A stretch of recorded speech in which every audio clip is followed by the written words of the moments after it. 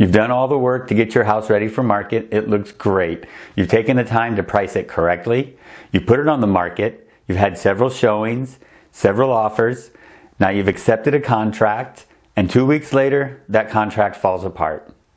In this video, we're going to talk about the 3 most common ways that real estate contracts fall through and what you can do to prevent it. And stick around to the end, and I'm going to show you a 4th way that a contract can fall through that's not really any fault of the buyers, but it has to do with shady lending practices.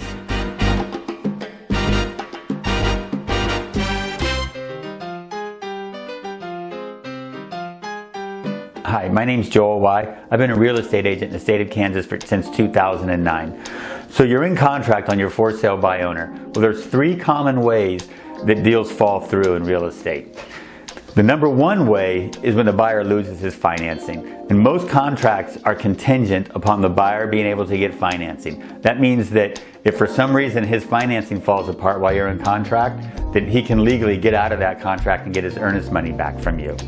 So the ways that that can happen, well, the most common way is that once your buyer's in contract, he goes out and he buys a car, or he buys a giant TV, or he buys a $9,000 bed, which actually happened to me once. One of my clients bought a $9,000 bed 2 days before closing, and the contract disintegrated. Now that happens because a lot of buyers get this idea in their head that they've already been pre-approved, so now they can go buy a car. Well, any lender worth his salt is going to walk a buyer through the steps and let them know that you cannot do anything different with your finances while you're in contract to buy a house. No cars, no credit, no money under the mattress, anything like that. And if you're doing a for sale by owner and they don't have an agent to tell them that also, then it's okay for you to do it as long as you do it in like a non-offensive way. Just remind them, say, you know, I imagine that your lender told you not to buy a car, to do anything strange with your finances while we're in contract here, because neither one of us wants anything to happen to this. And it's really okay for you to do that. Another way that a contract falls apart through a buyer's financing is simply a job loss. You know, they go into contract and then unexpectedly, for whatever reason, they lose their job. There's really nothing you can do about that. It just happens, unless when you're vetting your buyer, just see what his employment is. Like right now, we're in the middle of COVID. So the big question amongst real estate agents is like, is he in a job that COVID isn't going to affect? But a job loss is a job loss, and you really don't have much control over that. The 3rd way that deals fall apart is that the house doesn't appraise. And over that, you do have some control. So when you're in a seller's market like we are right now in November of 2020, despite COVID, houses are selling like crazy. They're all getting multiple offers. People are offering way above asking price. And when they do that, a lot of times the house won't appraise. And since 2009 financial crisis, lenders really won't lend any more money than what the contract price is. So if you have a contract price of, say, $300,000 and the house only appraises for $280,000, then the buyer can only borrow $280,000, and there's a $20,000 deficit there. So the way that you can avoid that is to let them know up front that you want in writing that if the house doesn't appraise, that the buyer is willing to make up that difference in cash. Because sometimes we're getting some outrageous offers on houses because buyers are competing against each other. And so they want to make sure they get it. So they're making these really high offers. And a lot of times with agents will say, well, just make this offer. And then if it doesn't appraise, we'll ask them to lower the price. So just see if you can get that in writing up front that they're willing to make up that difference. Now, the 2nd way that real estate contracts fall through is through inspections. And we have a video here that talks a lot more about that, surviving the home inspection.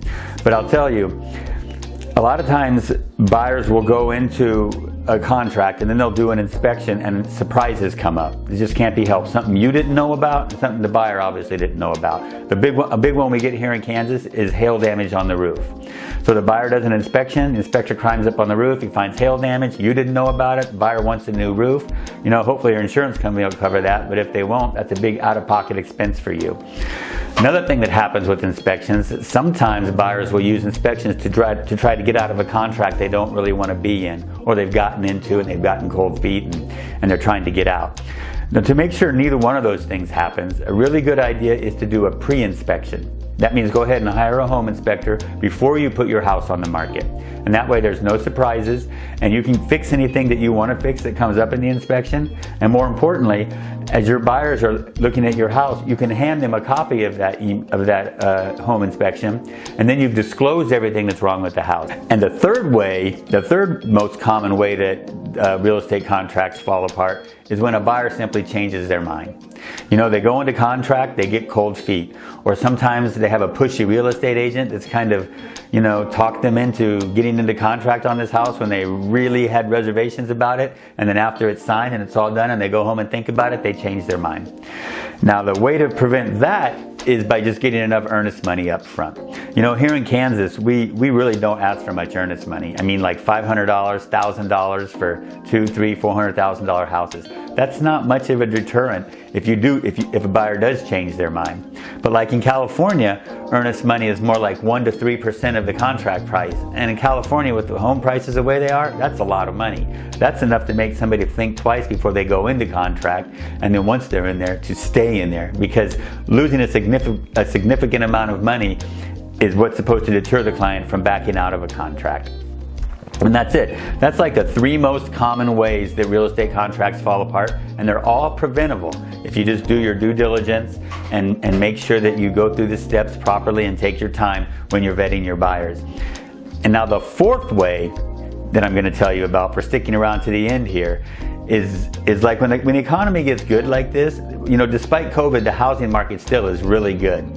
And so when that happens, you get like an influx of realtors and mortgage people and home inspectors. We call them opportunists. You know, they come in here, they'll make some money while the market's hot, and then they'll get out when it's over. And there's mortgage companies like that, like these back alley or strip mall mortgage companies that nobody ever heard of. And what these guys do, since they're not really well known and to attract business, they'll just approve anybody, and then they'll throw it up against the wall and see what sticks. And the problem with that is if you're not one of the ones that sticks, or if your buyer isn't one of the ones that sticks, for one thing, you're going to fall out of contract.